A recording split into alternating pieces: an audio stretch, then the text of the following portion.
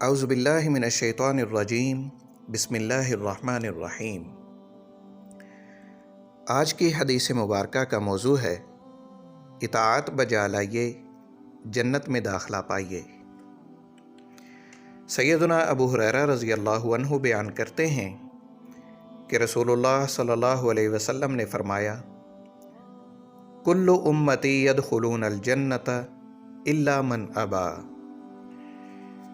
کہ میری امت کے تمام لوگ جنت میں داخل ہو جائیں گے سوائے اس شخص کے جس نے جنت میں جانے سے خود ہی انکار کر دیا۔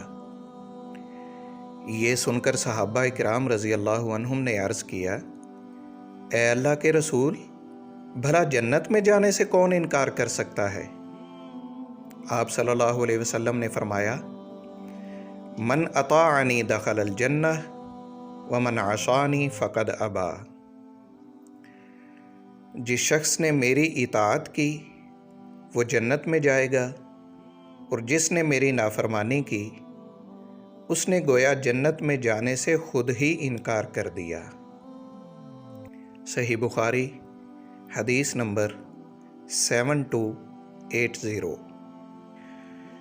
اس حدیث مبارکہ سے معلوم ہوا کہ جو شخص نبی مکرم صلی اللہ علیہ وسلم کی اطاعت و فرما برداری والے کام کرتا ہے وہ در حقیقت اپنے لیے جنت میں جانے کی راہ ہموار کرتا ہے، اور جو شخص معصیت و نافرمانی کے کاموں کا ارتکاب کرتا ہے وہ گویا خود ہی اپنے لیے جنت کا راستہ بند کر دیتا ہے۔